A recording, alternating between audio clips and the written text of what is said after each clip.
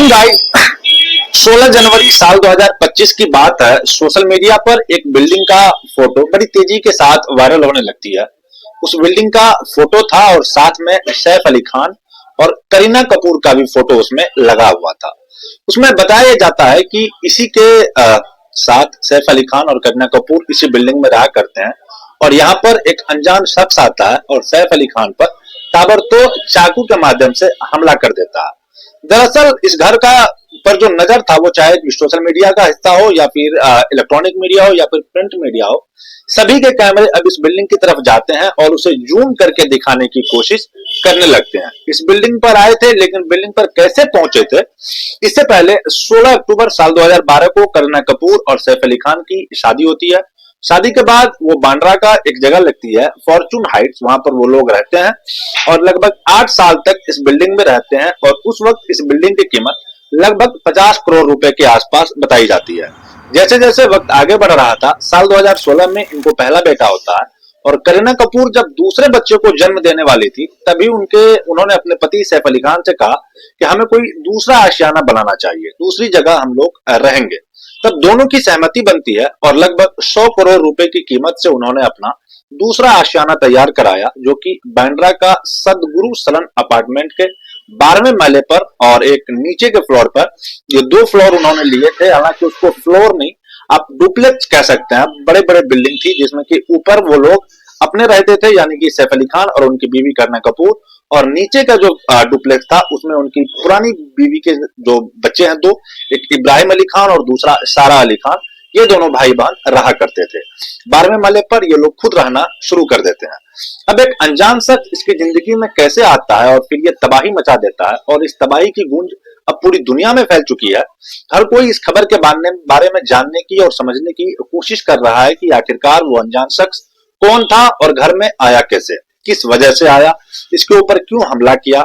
आज की कहानी के माध्यम से यही जानने और समझने की हम कोशिश करेंगे कि आखिरकार वो अनजान शख्स कौन था और वो क्यों सैफ अली खान और उनके बच्चों के पीछे पड़ा हुआ था।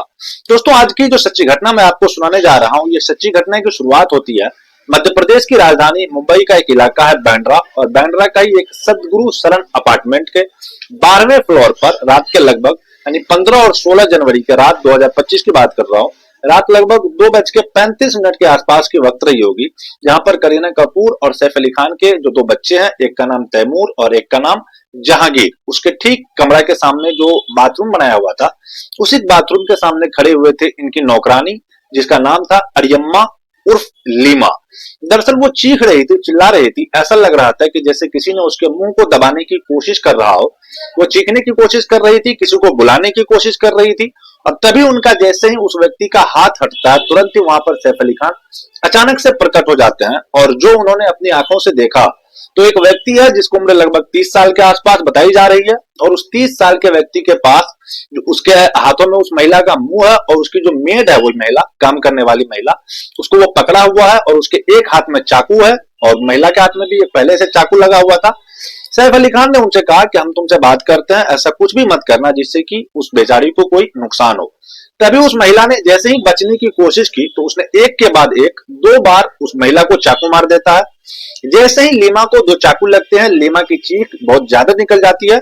तभी सैफ अली खान को गुस्सा आता है और उसने उस लड़के को रोकने की कोशिश कर रहा था कि तुम ऐसा मत करो। अब जैसे ही सैफ अली खान उसकी तरफ बढ़ते हैं, उसको रोकने की कोशिश करते हैं, हाथ में उसका चाकू होता है, वो एकदम से सैफ अली खान को चाकू मार देता है। अब जैसे ही वो चाकू मारता है, तो चाकू सबसे पहले गले पे लगता है, जो कि लगभग 10 सेंटीमीटर तक घाव कर देता है, और उसके बाद उसको संभालने की कोशिश करता है। जैसे ही वो हाथ लगाए बाएं हाथ पर, उसके बाद फिर दाएं हाथ पर, एक बार नहीं 2-2 बार उन्होंने वार किया था।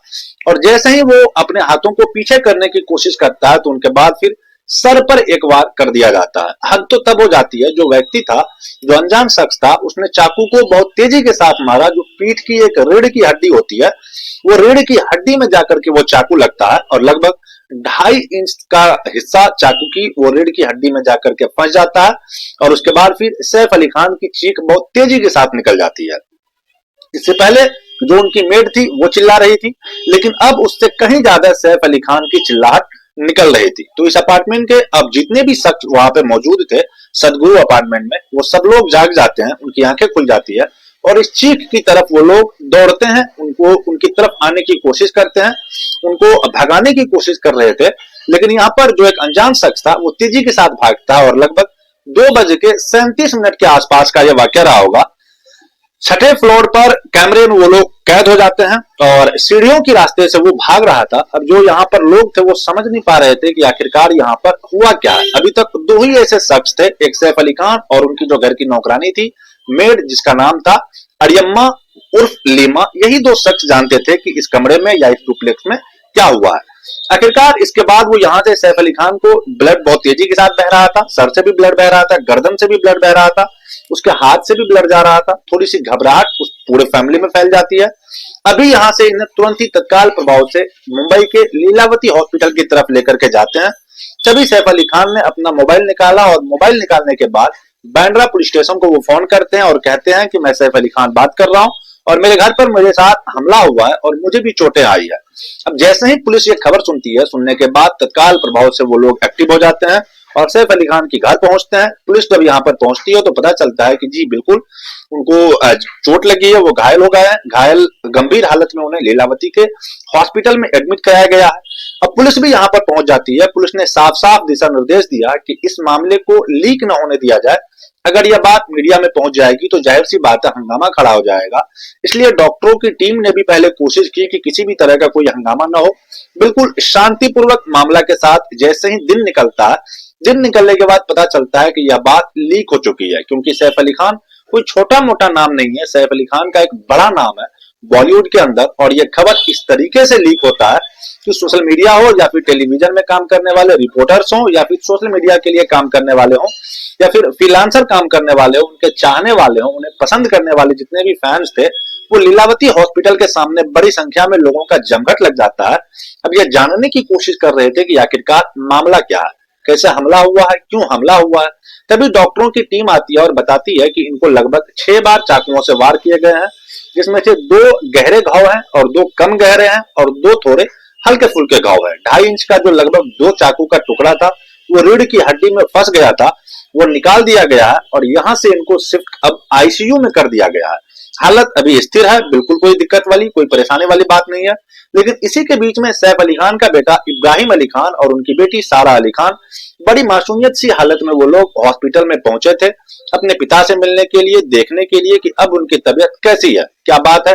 अब यहाँ पर करीना कपूर हो, करिश्मा कपूर हो या फिर रणवीर कपूर हो, सोहा अली खान हो या फिर उनके चाहने वाले जितने भी हीरोइन एक्टर एक्ट्रेस वो होते हैं वो वहां पहुंच जाते हैं। अब बात सोशल मीडिया पर बड़ी तेजी के साथ वायरल होने लगती है। जब वायरल ये बातें हो रही थी तब हर कोई यही जानने और समझने की कोशिश में जुड़ जाती है। तो दोस्तों यही थी सैफ अली खान के ऊपर हमला होने की पूरी कहानी। आई होप आपको समझ में आ गई होगी कि क्या कुछ बांद्रा के उस फ्लैट में, आखिर सदगुरु फ्लैट में 15 और 16 जनवरी के रात को क्या कुछ हुआ था। वीडियो अगर इंफॉर्मेटिव लगी हो तो वीडियो को लाइक और अपने दोस्तों के साथ शेयर भी जरूर कीजिएगा। हम जल्दी मिलते हैं आपसे फिर किसी दूसरे वीडियो में किसी नई कहानी के साथ। तब तक के लिए हमें अलविदा कीजिए। जय हिंद, वंदे मातरम।